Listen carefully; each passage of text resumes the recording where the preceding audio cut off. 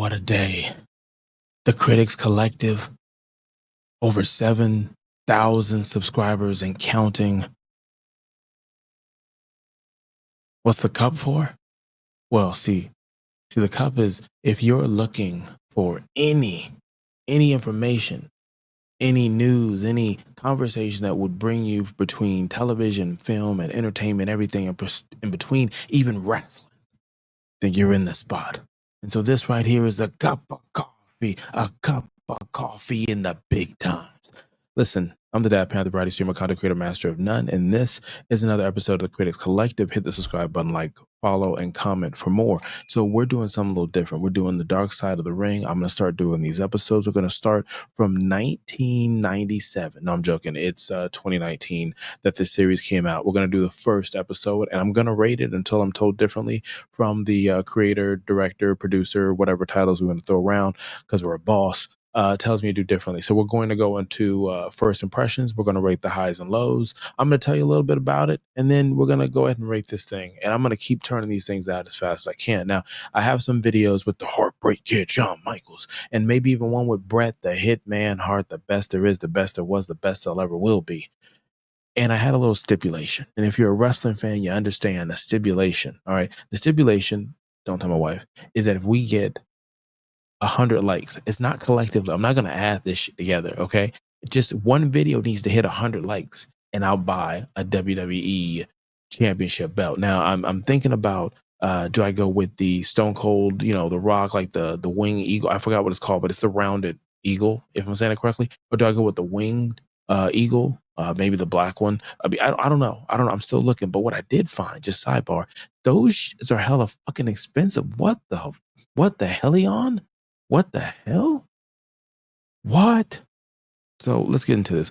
First impressions, Dark Side of the Ring. I didn't know what it was about. Dark Side of the Ring made me kind of get vibes of Beyond the Mat. Check out Beyond the Mat. We did a review for that one. Check that out. So I was thinking I was going to get some edgy. I thought it was actually originally backed by WWE, but then I saw it was Vice, and I was like, nope, I don't think so. Even though I heard Chris Jericho was doing the voice for talking about whatever they were kind of like narrating the story. And I think at the time Jericho is an all elite when this happened. So it all kind of made sense that it wouldn't be sanctioned. It'd be a non-sanctioned match, a non-sanctioned asset that they're using. So for this one, I think they're on 6 seasons now. I've seen every episode, but I'm just going to rewatch episodes and review them. So with this one, the first episode, The Match Made in Heaven. IMDb says art collides with real life when the mystical love story between wrestling icons Randy Savage and Miss Elizabeth explodes beyond the ring with tragic consequences. Now, for some of the tragic twist, fate type stuff, I'm not going to go into detail. I'm not going to say anything. I don't want to necessarily spoil anything. But for some of the stuff that seems like it's just a known thing, I'll speak on that. And that way, if you're not a wrestling fan, you'll check it out. Now, the thing I do like about this series is even if you're not a wrestling fan and you like documentaries, I believe you'll enjoy this because there's so much in these people's life, whether the family, the friends, and all these other things, where it just you get drawn into it, and you may go back and check out some matches or dive into some wrestling. So first impressions, like I said, nothing really to expect. Knew it was going to be edgier. I'll say the highs and lows. As far as the lows, it's sad. It's sad to see the other side of it, to see wrestlers maybe not get the appreciation that they deserve, or especially healthcare and stuff like that as they get older in their life. And just watching some of these choices that happened before a lot of these promotions started wellness prep, like basically trying to make sure that the wrestler was taking care of themselves, even if they knew what was good for them or not. Some of the top matches and belts or achievements should be shown. It does go into, and the same thing happens with the series with anything, but it doesn't, I feel like it doesn't go in enough of saying, hey, look, this is what Macho Man Randy Savage accomplished in his life. This is the championship. This is it. I'm gonna leave it on the table. Same thing with Miss Elizabeth in this situation. But I think moving forward is something I've always thought, where whoever they've talked about, they do speak on some of the achievements, the highs and the lows, but at the end, it'd be really cool to be like, hey, look, how many matches, how many years, how many wins, like whatever the case is, just so you can have that understanding. Because especially a lot of younger new fans will be watching this. Now let's go into the good stuff. The good stuff was the pace of this docuseries is smooth. Where I didn't agree with the pacing of something so different like Beyond the Mat, this was on point. I love the fact that Elizabeth was bigger in life, and they showcased that. There were a lot of wrestlers that were coming up in different ages that took women wrestling, whether as a manager, whether as a talking piece, whether behind the scenes, and brought to life. It made me think of Luna, Jazz, Victoria, Steph, Sherry, just to name a few.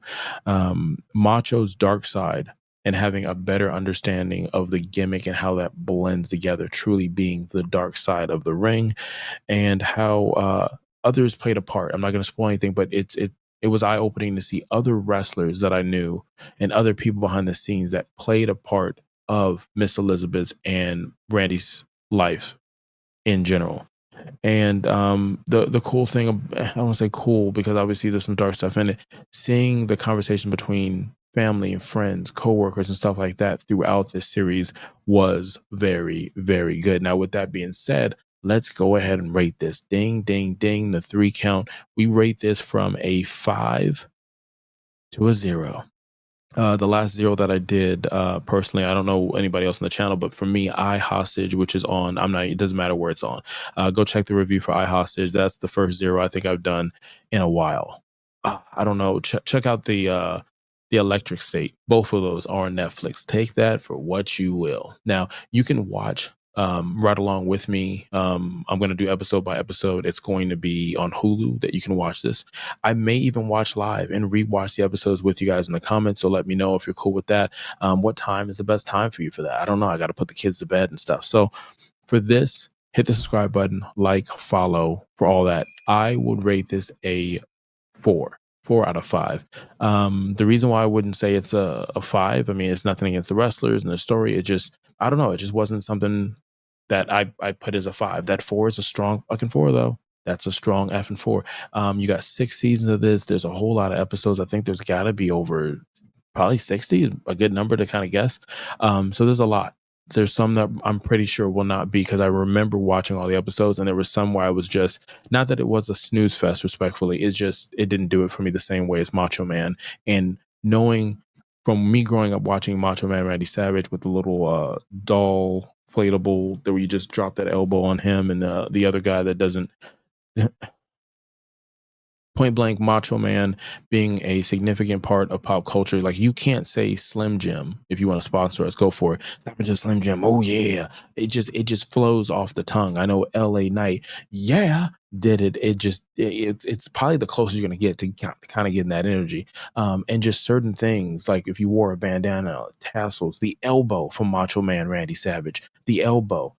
Shawn Michaels has a sweet fucking elbow too, kind of like kisses the bottom of it, bump, and then drops it. But Miss Elizabeth, my mom wasn't a fan of wrestling. My dad was. He's the one who got us in wrestling. But if Miss Elizabeth was on, or any manager or woman that just had that grace, she watched and she tuned in. So just seeing all those elements together was nostalgic and eye-opening for a lot of it. So you could have been anywhere in the world and you chose to be here. Appreciate that. Until next time, kalika and don't forget, I am the whole freaking show. Now hit my music.